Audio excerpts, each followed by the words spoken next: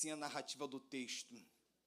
E disse-lhes, repare uma coisa, o agiógrafo, ele vai parar de narrar e vai dar o lugar de fala a Jesus. Olha, repare, e disse-lhe, aí vai estar 2 pontos, não é mais ele que fala. Quem fala agora é Cristo. E disse-lhes, ide por todo o mundo e pregai o evangelho a toda criatura. Por que eu frisei isso? Que às vezes a gente lê o texto e passa de forma corrida, mas repare, o narrador para de falar e vai dar lugar de fala a Jesus. Isso aqui já quer dizer de cara, Ronaldo, eu quero dizer que quem está falando não é Marco, não é o agiógrafo, é o próprio Cristo que está conversando.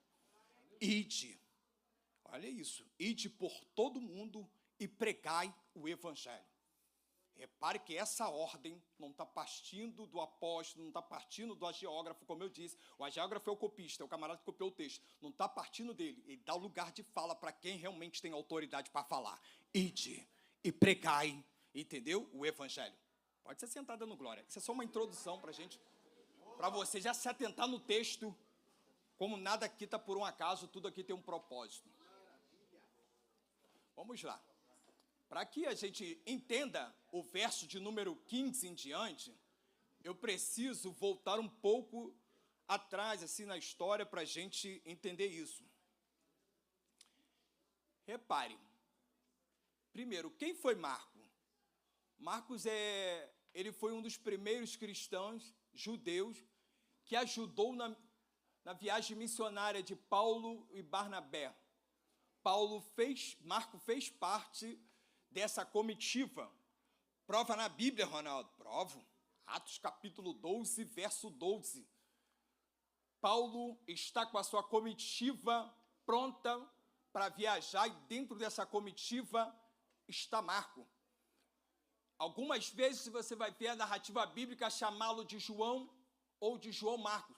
Era comum na cultura judaica os pais colocarem nome composto no filho. Era comum. Então, Marco é conhecido como João Marco. A Bíblia não traz muita informação sobre a sua família, sobre a sua parentela. A Bíblia vai dar informação, muito poucas informações. Ela vai dizer que agora a sua mãe se chama Maria, né? Atos 12 prova o que eu estou te falando. Quem é Maria? Maria é aquela irmã que agora na casa dela está tendo oração e quando Pedro é solto da prisão, ele bate lá.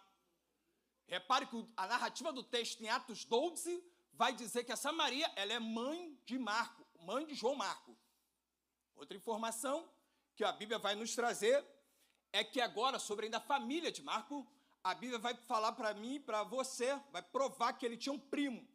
E quem é esse primo? É Barnabé. Prova isso no texto, Ronaldo. Provo. Colossenses capítulo 4, verso 10. Está lá na narrativa dizendo que agora Marcos é primo de Barnabé. Aí você vai ler assim, não, mas na Bíblia, na minha tradução está sobrinho.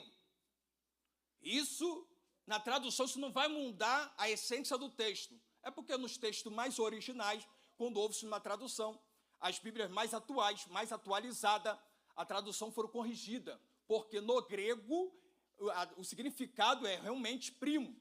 Então, Marcos é primo de Barnabé. Essa é a informação que a Bíblia dá sobre a sua família, sobre a sua parentela. Fala da mãe e vai falar também agora do primo dele, Barnabé.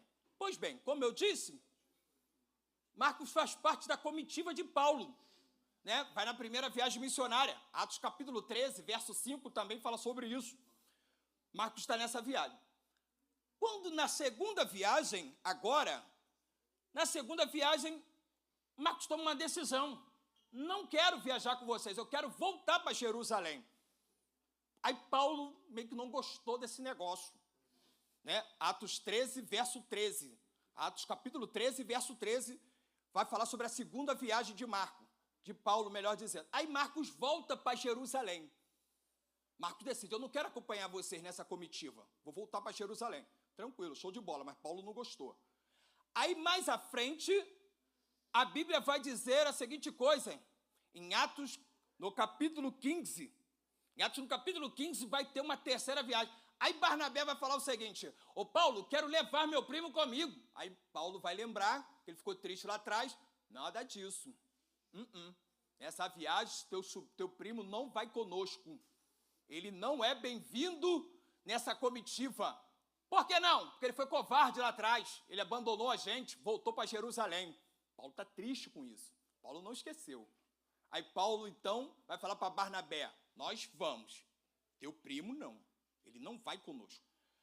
Barnabé, então, abraça a causa e diz o seguinte: se meu primo não vai, também não vou contigo. Cada um, então, vai para um lado. Olha que coisa interessante. Vamos chegar lá, hein? Vamos chegar no capítulo 15, no verso 15, você tem que entender isso. Repare que agora cada um vai seguir por um lado. Ronaldo, eles ficaram agora brigados para sempre? Não. A Bíblia diz isso, 2 Timóteo, capítulo 4, verso 11. Paulo vai dizer: trazei Marcos a mim, porque ele é muito útil. Não entendimos, Ronaldo? Repare, houve uma rixa, mas houve perdão na terra. Já tinha dado glória. Houve uma rixa, mas Paulo não é bobo. Para estar na eternidade, eu tenho que liberar perdão. Ficaram um tempo com a rixa, magoado, brigado, mas ele entende: se eu morrer assim, não dá. Traz Marco, porque ele é útil para mim na obra. Isso é perdão. Filemão também fala sobre isso. Papai, coisa boa. Mas vamos lá. Diz a narrativa, bem devagar, bem didático para você entender. Diz a narrativa do texto que depois desse episódio, Júlio, o que vai acontecer? Agora, Marco não está mais com Paulo, Marco vai passar a andar com Pedro. Prova disso é 1 Pedro, capítulo 5, verso 13. Olha o que Pedro vai dizer: Marco, para mim, é meu filho. Como é que eu sei dessa informação também? Pesquisando e lendo sobre os pais da igreja, dentre eles Papias de Heriópolis, vai dizer o seguinte, e Eusébio de Cesareia, em seu livro, História Eclesiástica, o que acontece? Eles vão trazer uma informação, né? Esses pais da igreja vai trazer uma informação da seguinte coisa: olha, Marcos começou a andar com Pedro, e ele não foi só um companheiro de viagem para o apóstolo Pedro, Marcos foi intérprete de Pedro. Por que intérprete de Pedro? Porque Pedro falava aramaico, Marco falava as duas línguas, tanto aramaico quanto grego. Então agora, os pais da igreja, né, você pode conferir isso, Eusébio de Cesareia, História Eclesiástica, repare, então os pais da igreja estão dizendo que ele agora foi intérprete de Pedro. Mas Ronaldo, prova na Bíblia. Vamos provar, vamos para a Bíblia. Repare, já que Pedro, então, só fala em aramaico, aí eu separei aqui, é só essa, para a gente avançar, senão a gente fica o dia todo falando de Bíblia. Vamos lá. Repare, quando Jesus vai fazer reviver a filha de Jairo, repare que Lucas vai narrar o seguinte, que Jesus agora fala para a menina: levanta-te, menina. Lucas narra assim: levanta-te, menina. Mateus também narra assim: levanta-te, menina. Marcos não. Talita cumi. Talita cumi. Essa é uma expressão em aramaico, não é uma expressão judia. Repare, então isso prova o que os pais da igreja cristã estão dizendo. Marcos foi intérprete de Pedro. Então, é um camarada muito útil para Pedro, para o apóstolo Pedro. E aqui a gente começa, bem dizer, a entrar, né, no livro de Marcos. Por que isso? Agora a gente tem que entender isso. O que é que levou Marcos a escrever essa narrativa, se ele não foi discípulo de Jesus? Como é que ele sabe dessas informações? Hein? É uma pergunta que você tem que se fazer. Como é que Marcos vai escrever uma coisa se não andou com ele? Como é que Marcos teve a capacidade? Não, calma aí, Ronaldo, o Espírito Santo tomou ele e ele na revelação começou a escrever. Não é assim não, irmão, que a Bíblia foi escrita não. Não é assim não. Uma coisa é ser inspirado por Deus. Não tem nada a ver agora psicografar, o Espírito vai ditando. Eu vou ditar, Marcos, tu escreve. Não foi assim não. Isso é Chico Xavier. Deus, Bíblia não é assim não. Isso é outra realidade.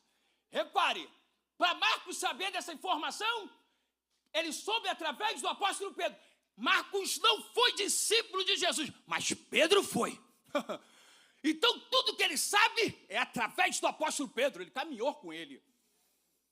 Repare, outra coisa que nós sabemos de Marcos, que a Bíblia informa, isso os pais da igreja fazem uma associação. Eles nem afirmam. Associa que agora, como a casa, porque Marcos não foi discípulo, mas ele viu Jesus. Ainda jovem, Marcos jovem ainda chegou a ver Jesus. A prova disso, os pais da igreja vão associar Marcos capítulo 14, verso 50 em diante. Quando aquele jovem no Getsêmani, quando agarra a veste do jovem, o jovem corre e foge nu. De repente você vai falar, Ronaldo, que é isso? Está lá, irmão. Um jovem que foge nu do Getsêmani. Aí os pais da igreja associam esse episódio a Marco, porque horas antes, Jesus estava na casa da irmã Maria, que é a mãe de Marco. Lembra que eu falei? A última ceia foi celebrada lá. Então, devido a esses eventos, os pais da igreja vão associar, isso é Jerônimo, Agostinho, os pais da igreja vão associar que Marcos era aquele jovem que foge nu do Getsêmani. Ele não foi discípulo, mas viu Jesus. Pedro não só viu, caminhou com ele, viveu com ele. E Marcos agora, então, tem todas essas informações através de Pedro. Olha que coisa interessante. Mas, Ronaldo, por que isso tudo? Você tem que entender por que o livro foi escrito e para quem foi escrito, por que foi escrito. Senão não tem graça, irmão. Entende? A gente consegue adorar a Deus assim de uma forma tão extraordinária quando a gente entende o sentido da coisa. Repare, então agora Marcos vai fazer o seguinte. Marcos, andando com Pedro, Pedro vai falecer, Pedro morre. Aí os eruditos vão dizer que agora o livro de Marcos foi escrito nos anos 70 a 75, após a morte de Pedro. Local de publicação, Roma. Povo destinatário era agora o povo cristãos que estavam localizados em Roma. Então, Marcos agora está escrevendo essa carta endereçada para o povo, agora os cristãos, agora as pessoas convertidas ao cristianismo, que estão localizadas em Roma. E o que Roma está vivendo, está fazendo agora com os crentes? Império Romano, irmão, é martírio atrás de martírio, perseguição, morte, nego jogando pro leão, comer pessoa viva. Tu é crente? Então tu morre. É nesse contexto. É nesse contexto que a carta chega para eles. Boa, Nazaré. É nesse contexto que o livro vai chegar na mão dos cristãos que estão em Roma. Não é no contexto como eu e você estamos aqui nessa manhã sentado, tranquilo. O cenário dos camaradas era outro, era trágico, era violento, era cruel o que eles estavam passando. Aí Marcos, inspirado por Deus, Débora, com as informações de Pedro, inspirado por Deus, escreve estas narrativas todas para os irmãos que estão localizados em Roma. Mas olha que coisa interessante. Eu vou chegar lá, a gente vai estudar aqui rapidamente, mas repare, no Marcos, ele vai fazer uma coisa que eu dividi aqui como a estrutura do livro. Repare, irmão, que eu ainda estou no método arcaico, papel e caneta, não tem iPad, né? Ainda estou no método arcaico, mas vamos lá. Envia, pai, envia. A pergunta do livro é, o Evangelho de Marcos quer responder qual tipo de Messias é Jesus. É isso que Marcos quer responder. Qual tipo de Messias é Jesus? Você faz essa reflexão. Marcos está perguntando, que tipo de Messias é Jesus? Mateus apresenta Jesus de um jeito, Lucas de outro, e Marcos também dessa forma muito peculiar. Ele pergunta o seguinte, qual tipo de Messias é Jesus? Aí eu dividi aqui o livro, a estrutura em duas partes. Na primeira parte, a gente vê, do capítulo 1 de Marcos, do verso 1 ao verso 13, tem uma apresentação de Jesus. É Marcos apresentando a pessoa de Jesus. Pois bem, no verso agora 14, do capítulo 1, do verso 14, até o capítulo 8, verso 26, ele agora vai apresentar Jesus ensinando e fazendo maravilhas, sinais e prodígios. Mas aqui tem um segredo, Jairo. Olha que coisa interessante. Vou repetir isso aqui, do capítulo 1. Se você tiver papel e caneta, anota em casa, tu lê isso aqui com uma profundidade. Isso aqui. A gente não tem tempo hábil para falar, destrinçar isso aqui. Mas do capítulo 1, do verso 14 ao capítulo 8, verso 26, é a primeira parte do livro de Marcos. É a primeira parte. Então, a primeira parte ela vai até o capítulo 8, verso 26. E o que diz agora, dentro desse primeiro capítulo, que eu citei aqui agora? Repare, é chamado pelos eruditos segredo messiânico, Dandim. O que é segredo messiânico, Cristina? Segredo messiânico é isso aqui que eu vou citar agora. Repare, do capítulo 1 ao capítulo 8, agora, Cleito, Jesus fez vários milagres. Jesus fez paralítico andar, Jesus fez cego enxergar, Jesus fez muitos sinais e maravilhas. Mas sabe o que ele falou, Cristina? Aí vamos ler. Olha o que Jesus, fazendo essas maravilhas, ele vai falar. Capítulo 1 de Marcos, Jesus vai curar um leproso. Aí olha o verso 43 e 44. Olha o que diz a narrativa do texto. E advertindo-o severamente, logo o despediu. E disse-lhe, Jesus falando para o leproso, olha, não digas nada a ninguém.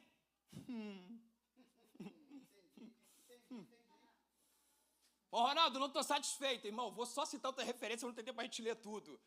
Tu pode conferir isso também, Marcos capítulo 3, verso 12, Marcos capítulo 5, verso 21 ao 43, Marcos capítulo 7, verso 24, Marcos 7, 31, Marcos 8, 22 a 26. Repare, Jesus faz vários milagres, Adriano, vários milagres. Mas todos os milagres, sabe o que Jesus falava? Débora, para os camaradas, vai e não conta nada para ninguém.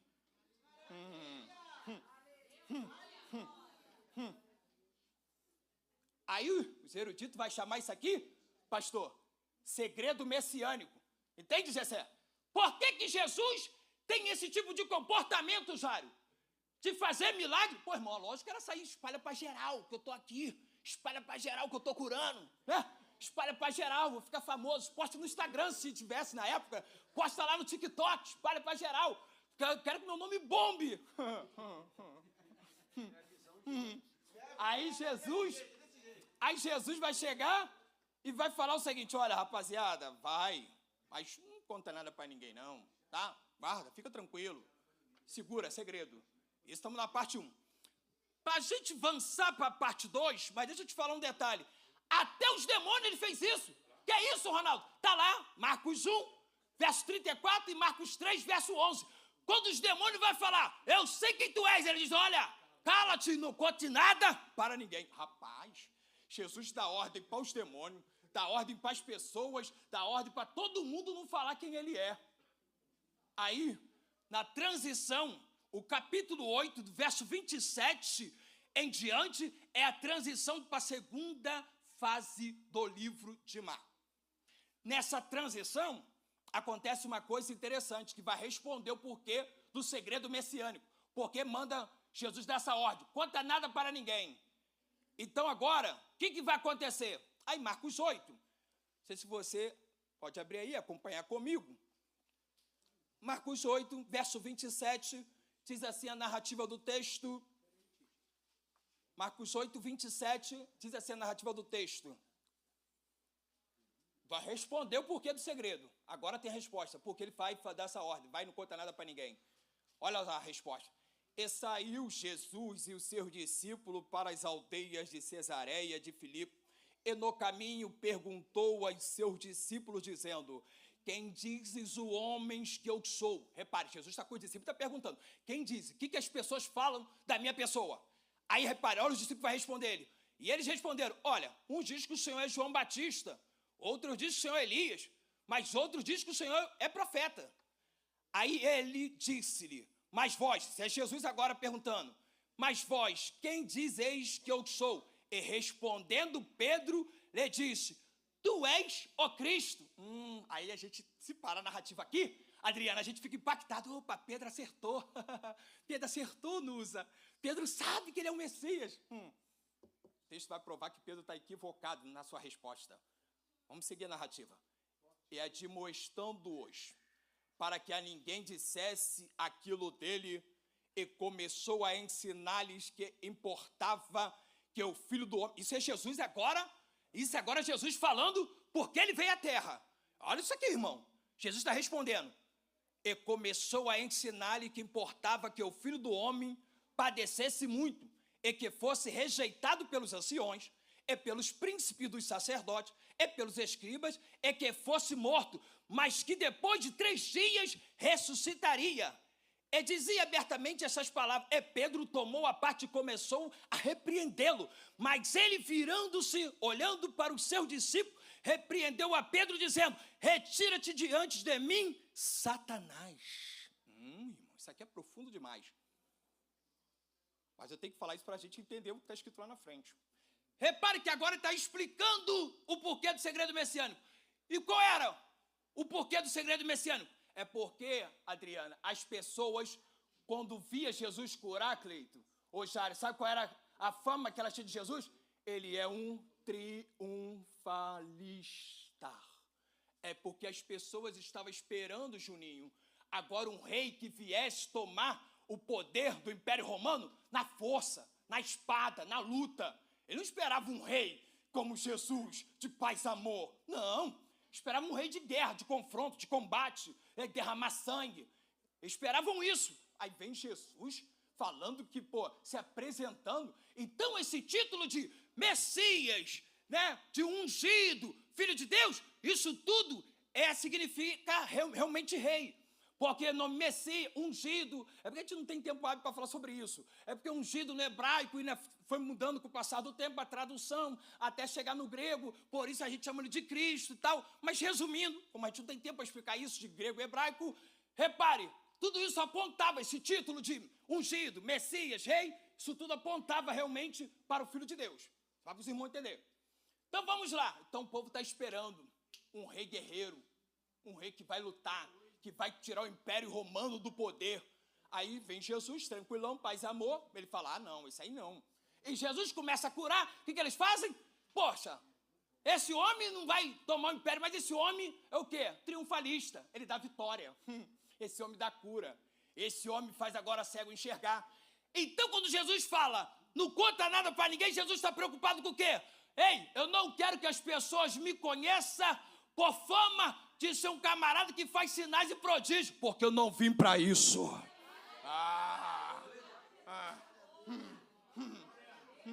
E agora aperta mais um pouco, pastor. Agora aperta mais um pouco. Escute isso aqui, ó. Olha a profundidade desse texto, Nusa. Repare, Pedro, em outras palavras, crente, andando com Jesus. Jesus perguntou para ele, quem diz que eu sou? Ele, tu és o Cristo. Aí Jesus, então tá. Tu realmente entende isso, que eu sou Cristo? Eu entendo que eu sou Cristo. Beleza. Aí ele começa a falar, olha, Pedro, eu vim para morrer. Opa, não, morrer não. Porque nem Pedro, irmão, ainda esperava isso. Dorme com esse barulho. Nenhum dos discípulos, até os discípulos, pastor, ainda esperavam um guerreiro para tomar o Império Romano. Essa é a realidade. Quando Jesus fala, eu vim para morrer, Pedro, não. Aí Jesus vai dizer o que para ele? Para trás de mim, Satanás. Quer dizer, o que é com isso, irmão? O texto está dando uma lição, irmão. Que toda vez que eu e você buscar Jesus, só ver ele como uma forma de um triunfalista, sinal que é Satanás que está usando a minha vida e a tua vida. Opa, fica ruim de dar glória. Mas eu tenho que falar. Fica ruim de dar glória agora. Mas eu tenho que falar, irmão, é o texto. Isso não é coisa da minha mente, é um texto. Não é coisa da minha mente. Repare, toda vez, Ronaldo, eu oro de segunda a segunda. Ronaldo, eu vou para a igreja todos os dias. Eu jejuo todos os dias. Mas se você faz isso só atrás de casa própria, carro, dinheiro no banco, porta de emprego, é Satanás. Calabará e o Tchoparácia. É Satanás que está conduzindo esse negócio, não Deus. Porque você está tendo uma visão triunfalista e ele não é triunfalista. Ai, sinta a presença do varão. Rebasse Tchobaraio. Rebato como anarácia. Sinta a presença do Eterno. Ele está dizendo, toda vez, Ronaldo, se você olhar para mim como um Cristo triunfalista, Satanás está conduzindo a tua vida, não sou eu. Porque ele não morreu na cruz do Calvário para dar casa própria.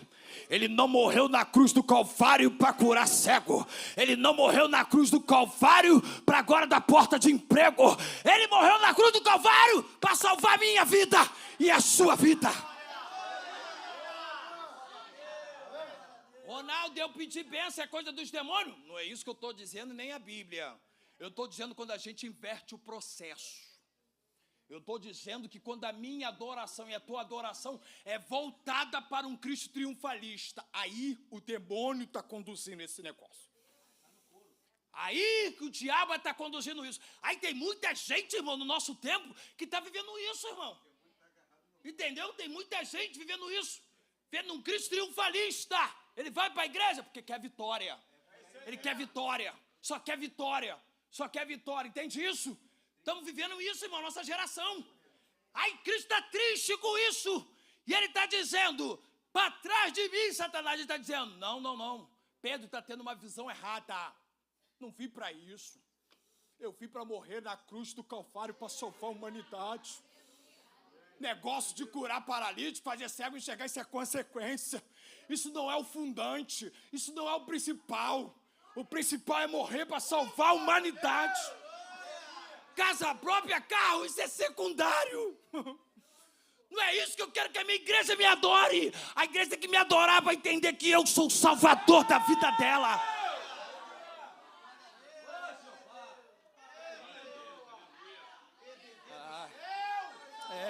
O Tchabarassi, o Brefasse, Calabaraio, o Idjominúcia. Deixa eu avançar. Júnior falou comigo, tem um tempo. Desde eu perguntei quanto tempo eu tenho, porque eu gosto de Bíblia, se deixar eu vou falar muito. Repare, o que acontece? Vamos avançar então a parte 2 do livro. A parte 2 do livro agora vai começar, né, do verso 27, do 8, verso 27 diante, começa a parte 2. E a parte 2 do livro é Jesus falando abertamente agora para que ele veio. É Jesus sendo claro, sendo bem agora explícito, falando para que ele veio. Então, essa é a divisão, é a estrutura do livro de Marcos. Ronaldo, o que isso tem a ver? E agora a gente vai estudar a perícope desses 6 versos. Ronaldo, o que isso tem a ver com o texto que a gente leu? Vamos lá, escute isso aqui. Irmão, quando o termo, desculpa, é força da expressão, que a gente aprende isso na academia. Perícope. Estudar perícope. A perícope do texto significa estudar uma parte do texto. Perícope no grego significa isso, é uma parte do texto. Entende? Como a gente vai estudar só 6 versos, perícope é isso, é estudar uma parte do texto, não todo ele. Mas sem ferir o contexto, deixa bem claro. É porque a gente não tem tempo hábil para falar de tudo, todo o capítulo 16. Repare isso. Repare agora que, então, capítulo 16, verso 7, diz isso aqui, Nilton. Olha o que diz. Então, no capítulo 16 agora, verso 7. Mas ide, dizei a seus discípulos e a Pedro que ele vai adiante de vós para a Galileia. Repare uma coisa. Quando Cristo ressuscita, as Maria estão agora indo ao túmulo, não vê Jesus, mas vê o anjo. Aí o anjo diz, ele não está mais aqui não, ele já ressuscitou. Mas tem uma mensagem para as senhoras. Qual é a mensagem? Diz aos discípulos, e principalmente a Pedro, que ele vai se apresentar para eles lá na Galileia. Ai, irmão, isso aqui é profundo demais. Isso aqui é profundo, já. Repare, irmão Jorge, que o texto não diz que ele vai se apresentar por discípulos em Jerusalém.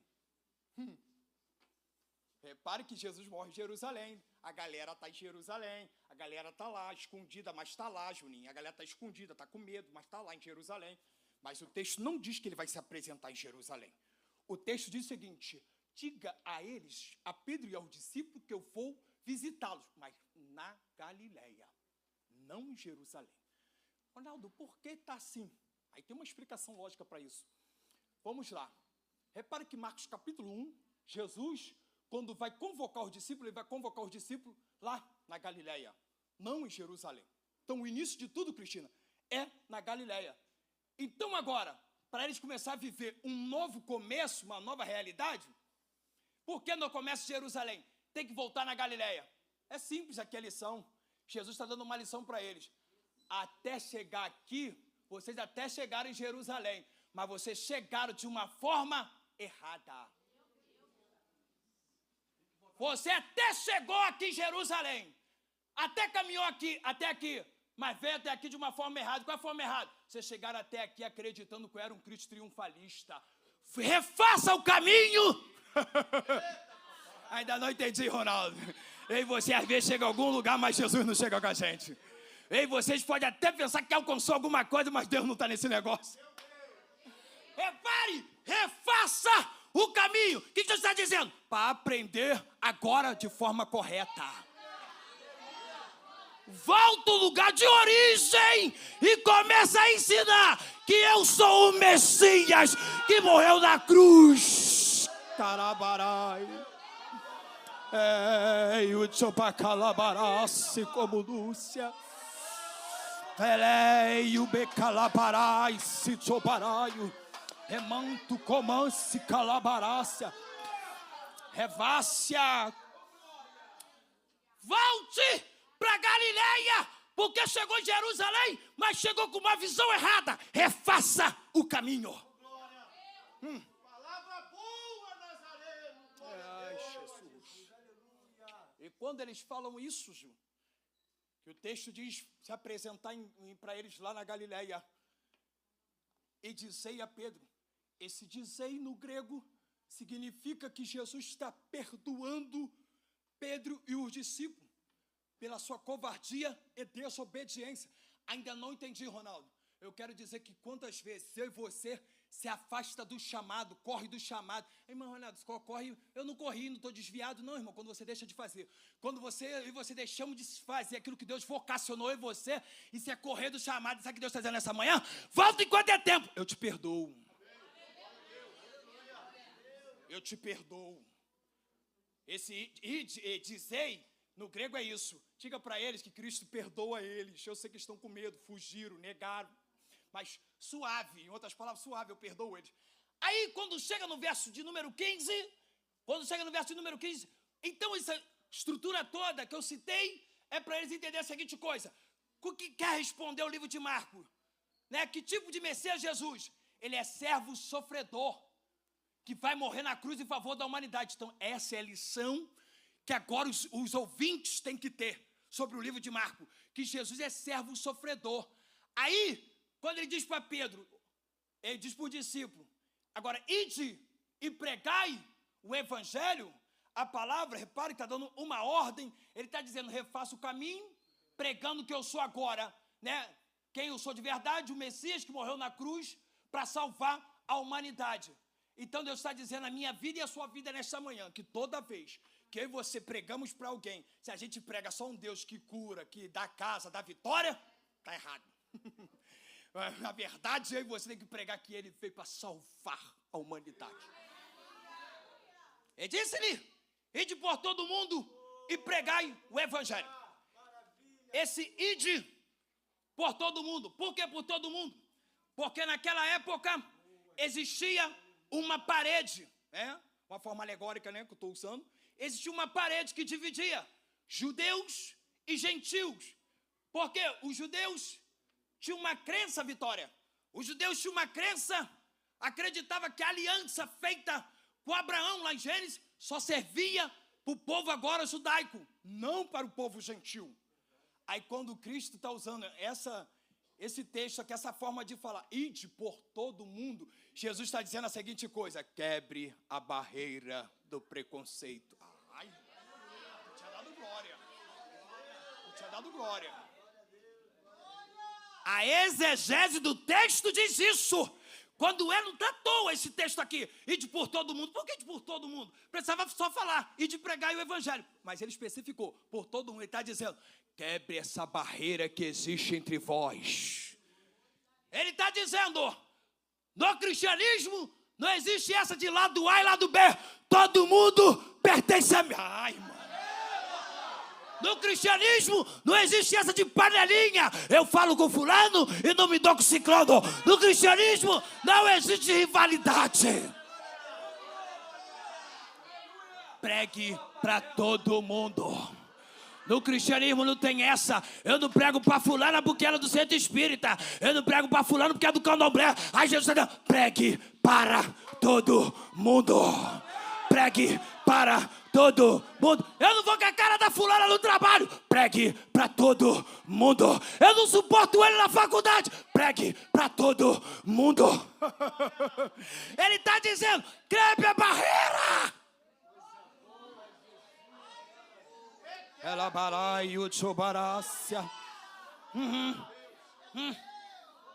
Entende isso? Ide por todo o mundo. Ou seja, quebra esse negócio. Eu morri para salvar gentil e morri para salvar judeu. Morri para salvar todo mundo, grego, romano, brasileiro. Eu morri para salvar geral. Não tem essa no céu que só vai entrar judeu. Eu morri para salvar geral. Repare. Ele disse-lhe, ide por todo mundo. Repare essa expressão. Aí o verbo pregai. Pregai no grego significa querisso. Querisso no grego, como eu disse, é um tempo auristo. Tempo auristo não existe na língua portuguesa. Estou na língua grega e alemã, se não me falha a memória. Repare, é um tempo que ele não está pautado a passado, presente e futuro. Em outras palavras, pregai o evangelho, ele está dizendo. O que está dizendo? Pregai o evangelho significa pregai, porque não vai ser indefinidamente. Vai chegar uma hora que não haverá mais essa oportunidade. Ah, calma aí, irmão. Calma aí. Só estou no verso 15. Repare. Ide pregai. Tempo aurista quer dizer isso. É algo que aconteceu há 10 mil anos e a sensação que ela continua até agora. E não é isso que está acontecendo, irmão? Opa. Irmão. É muita profundidade, não? Repare, tempo aurista não existe isso. Passado, presente, futuro. Tempo aurista é como uma coisa acontecesse há 10 mil anos atrás. E quem narra dentro do tempo aurista é como se ela estivesse acontecendo. Entende? Não é isso que a pregação está acontecendo do cristianismo? Olha como é que é profundo o texto no original. Ide pregai. Mas ele disse pregai no tempo aurista vai dizer a seguinte coisa. Não é indefinidamente. Vai chegar uma hora, Jário, que esse tempo vai acabar. E quando é que vai acabar esse tempo? No cumprimento escatológico. Quando se cumprir toda a escatologia, aí acaba. Quando aconteceu o arrebatamento, período milenar, aí acaba. Não entendi, Deus está dizendo, pregue enquanto é tempo. Ah, tu tinha dado glória. Trocando em miúdos, pregue enquanto é tempo. Pregue enquanto é tempo. Pregue enquanto é tempo. Aí a pergunta que não quer calar. Alguém pode dizer, pastor, não, mas deixa isso pro Renê, deixa isso pro pastor Iote, deixa isso pro Jário, eles são os oficiais da igreja, outro tem teologia, não sei o quê, outro tem estudo. Deixa eu citar um textozinho para você, abrindo um parênteses aqui na lição. Deixa eu citar um texto. Mateus capítulo 25, diz a narrativa, as parábolas do talento, Cristina. Repare, aí Jesus contando a parábola é uma analogia, vai dizer a seguinte coisa. Um certo homem, tipo uma espécie de patrão, chamou seus 3 empregados. O primeiro empregado falou, toma aqui, rapaz, 5 talentos. Chamou o segundo empregado, toma 2 talentos, rapaz. Chamou o terceiro, toma 1, vou viajar, mas um dia eu volto.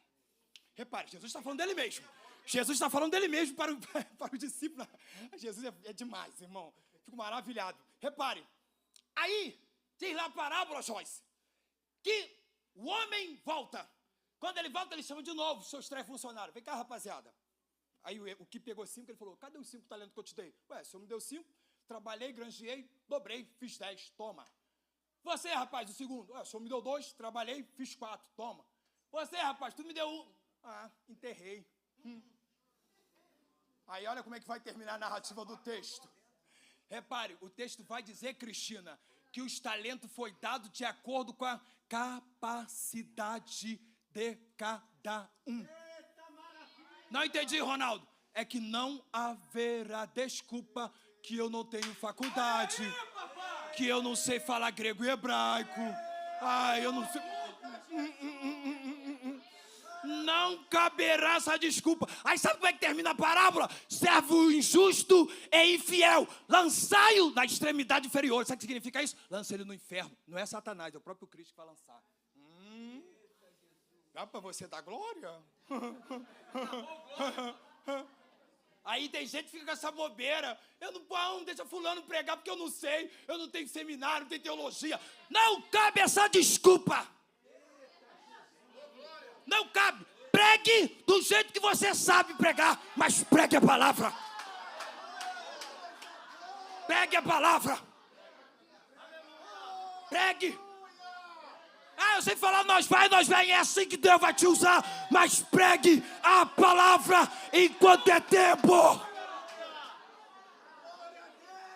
Meu irmão, Jesus, não, eu vou terminar. A Sara falou, continua, vou botar o Júlio na prova. Deixa eu terminar. Meu pai, ainda estou no verso 15. Deixa eu correr. Verso 16. Quem crer e for batizado será salvo, mas quem não crer será condenado. Esse verso 16 só quer dizer a seguinte coisa: olha, e quando vocês pregarem, vai ter alguns que vai crer e tem outros que não vai crer. Mas fique em paz, a sua função é só pregar, não é de convencer ninguém. Vou de novo. Ronaldo, eu falei de Jesus lá na faculdade. Sabe o que ela fez? Debochou. A sua função não é convencê-la. Só pregar.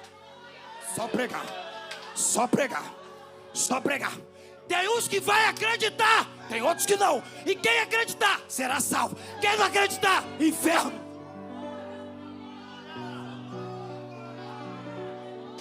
Rebate calabarácia. Remasse como Lúcia.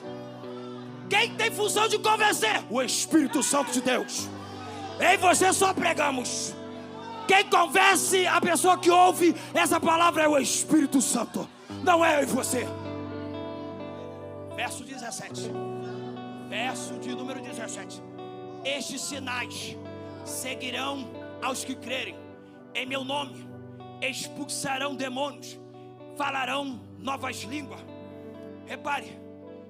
Estes sinais está como pano de fundo o texto de Isaías, capítulo 35, verso de número 5 e verso de número 6. O que está escrito lá? Isaías é um texto messiânico, aponta para a pessoa de Jesus Cristo, ou seja, para o futuro. E o texto daí dizendo que os cegos seriam curados, os surdos ouviriam, os coxos agora também seriam curados. O texto de Isaías está falando isso. Então essa terminologia aqui, tá, em outras palavras, significa o que para eles? Repare, quando ele lê isso, eles estão entendendo. Rapaz, se os profetas antigos falaram isso e Deus usou eles dessa forma, significa que os de agora, ou seja, os apóstolos e nós, a igreja primitiva, temos a mesma autoridade.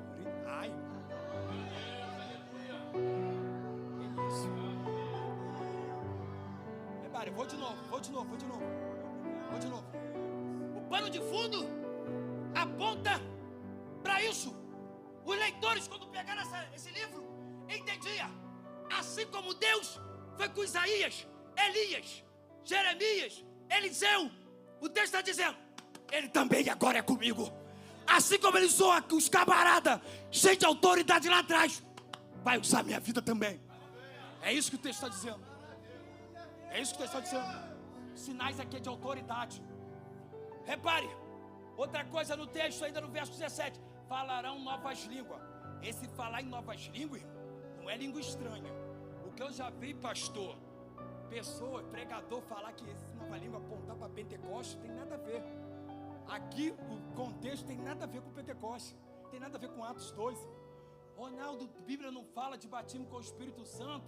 Fala, irmão, mas em outro momento, não aqui. Aqui não tem nada a ver com Pentecostes. Isso aqui tem nada a ver com língua estranha, rodada, cambalhota, nada a ver. Tem nada a ver. Repare, ele está falando, falavam novas línguas. Por que usar essa terminologia novas línguas? É porque agora o Talmud judaico é uma espécie de constituição, como a gente tem a Constituição nossa brasileira, uma espécie de constituição dos judeus. Dentro do Talmud judaico, que ditava as regras, uma delas é sobre o Sinédrio. Sinédrio composto de 71 anciões. É o Sinédrio que tinha a Torá nas mãos. É eles que cabia só a eles a função de ensinar a Torá. Porém, Talmud vai dizer que só agora no Sinédrio eles poderiam falar a todas as línguas. Ou seja, o camarada do Sinédrio, o ancião, ele tinha autoridade para falar, tanto para quem ele quisesse, para judeu, para grego, para romano, para quem ele quisesse. Só o Sinédrio tinha essa autoridade. Não, tinha dado glória.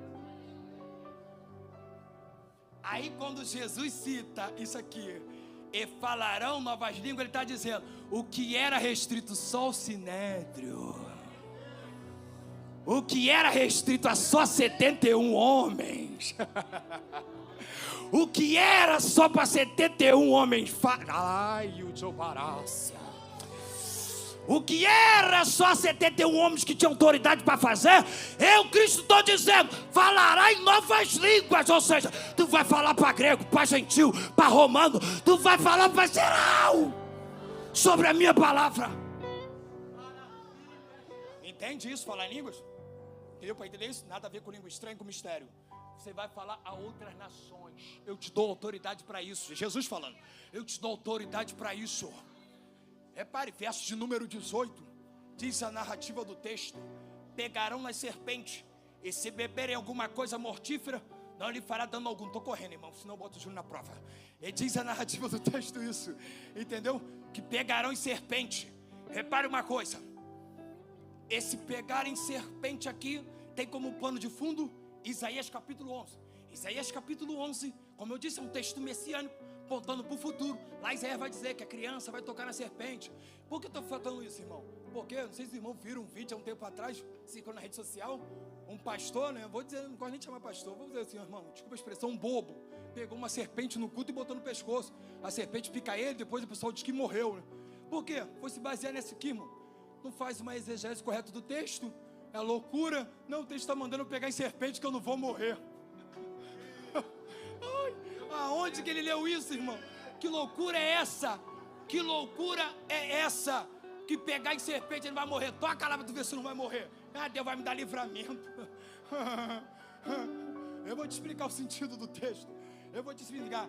Repare, pegarão em serpente, e se beber alguma coisa mortífera, não morrerá. Irmãos, o texto aqui, como eu disse, tem pano de fundo Isaías 11, e que Isaías fala que criança vai tocar em serpente, vai tocar no lobo e tal, aquela coisa toda, usa aquele monte de alegoria. Isaías está dizendo o seguinte, é que um novo tempo vai chegar. Quando os discípulos recebem essa mensagem, pegarão em serpente, não vai morrer, eles estão entendendo, é porque um novo tempo surgiu. E qual é o novo tempo? Ele ressuscitou, um novo tempo surgiu, beberá coisa mortífera e não morrerá. Aí vamos lá, a outra explicação disso, de beber coisa mortífera e pegar em serpente. Lembra que eu disse ainda há pouco? Eles estão vivendo, Cristina, dentro de um contexto que o Império Romano está matando quem é crente. Então existiam muitos atentados naquela época contra a vida de crente. Como é que tu sabe disso, João Ronaldo? É só você ler livros apócrifos, tu vai ler muita coisa lá. Vai citar Pedro, tu lê Tobias, Macabeus, tu vai ver. No livros apócrifos é citado muito isso, ou seja, havia muito atentado. Como? Botar veneno na comida ou na bebida dos crentes, para matá-los mesmo. Que os caras tinham ódio, odiavam os crentes. Aí sabe o que Cristo está dizendo? Mas se beberes alguma coisa mortífera. Não entendi, Ronaldo. É uma palavra de ânimo. Ele está dizendo, eu sei que a perseguição está cruel. Eu sei que vocês até têm medo de comer em algum lugar e beber em algum lugar. Aí Jesus está dizendo, mas pregue a palavra que você pode até ser envenenado, mas não vai morrer. Não vai morrer. Por que não podia morrer? Se a igreja primitiva acabasse naquele contexto, eu e você não estaria aqui na manhã desse dia. Entende? Deus é muito sábio. Vou dar livramento porque um povo lá em Bairro Salvador precisa ser alcançado. Vou dar livramento vocês aqui em Roma, porque esse cristianismo precisa chegar, precisa ir além. Entende? Então se beberes alguma coisa mortífera, era nesse sentido. Entende? Por causa de envenenamento. Não é que você pode tomar um copo de veneno, não, Deus vai me livrar. Vai tomar, morre. Deus não tem nenhum compromisso com isso. Se tomar, vai morrer. Se tocar em serpente, vai morrer. Ele está dizendo, isso está dentro de um contexto, entende, irmão? Por isso que eu tinha que explicar antes todo o contexto. Isso está dentro de um contexto do Império Romano. Havia esse atentado contra a vida dos camaradas. É por isso que ele age dessa forma. Aí Marcos ainda vai dizer, irmão, Marcos 8,35 diz uma coisa interessante, porque qualquer que quiser salvar a sua vida, perdê-la-á, mas qualquer que perder a sua vida por amor de mim, do evangelho, este a salvará. Não entendi, Ronaldo? Se eu pregar e alguém me matar, você teve um ganho. Qual foi o ganho? A vida eterna. A vida eterna. Se acontecer de alguém matar a gente porque a gente professa o evangelho, morremos felizes, irmão, porque a gente vai atravessar o portal celestial. Verso de número 19, diz a narrativa do texto lá. Ora, o Senhor, depois de lhe ter falado, foi recebido no céu e assentou-se à direita. Esse assentou-se à direita, recebido no céu, já estava agora no consciente do povo da época. Como eu disse, livros apócrifos cita que Moisés também subiu ao céu e tal. Então isso já estava presente na cultura da época. Mas o que chocou eles foi essa frase aqui: assentou-se à direita. Por que chocou eles? Porque eles conheciam o Salmo de número 110, que é o pano de fundo desse verso. O Salmo de número 110 é um salmo messiânico. O que diz lá? Fala de um rei e do seu trono, que está sentado à direita. Quando eles falam aqui, e assentou-se à direita, o pessoal está entendendo. Quem realmente habitou entre nós não era qualquer um. Ele realmente é rei e reina no céu. Para fechar, porque a gente já estourou, não dá tempo de explicar tudo. Verso 20. E eles tendo partido, pregaram por todas as partes, cooperando com eles o Senhor. Olha que coisa interessante. Que Jesus, lá no verso número 15, falou: ide por todo mundo e pregai. Repare que Jesus, pastor, dá ordem, mas eles não estão sozinhos, Débora. Jesus dá ordem, mas vai junto. Repare o verso 20. E eles tendo partido, pregaram, mas o Senhor cooperava com ele. Eu não entendi, Ronaldo. Pregue a palavra, tu não está sozinha. O Espírito Santo está contigo. O Espírito Santo te acompanha, rapaz. Tu não está sozinho nesse negócio, nessa chamada, entende? Tu não está sozinho nessa empreitada. Ele está contigo. Os ouvintes de Roma, os crentes da igreja de Roma, quando pegaram esse livro, eles entenderam. Essa mensagem que foram para os apóstolos chegou até as nossas vidas. E a lição é o seguinte: eu e você temos que servir como Jesus serviu. Repare, como eu disse, o texto está apresentando que Jesus é um servo sofredor que veio para morrer na cruz do Calvário. E nós, discípulos, imitamos o mestre. Mas Ronaldo tem que morrer na cruz? Não, a nossa imitação é de seguinte forma: é de servir ao próximo. Os ouvintes, quando pegaram esse livro, eles entenderam: já que eu sou discípulo de Jesus, que eu tenho que imitá-lo, eu tenho que servir ao próximo, mesmo que custe a minha vida. Mesmo que custe a minha vida, eu tenho que servi-los. Não basta bater no peito e dizer que é discípulo se você não faz o que ele manda. Ele está dizendo: ide por todo mundo e pregai o evangelho. Tem como botar rapidamente Romanos 10, 14, 15, meu amigo? Romanos 10, capítulo 14 e capítulo 10, verso 14, 15. Olha a profundidade do texto de Romanos, irmão, aqui encerro. Olha a profundidade do texto. Como, pois, invocarão aquele em quem não creram? E como crerão naquele de quem não ouviram? E como ouvirão se não há quem pregue?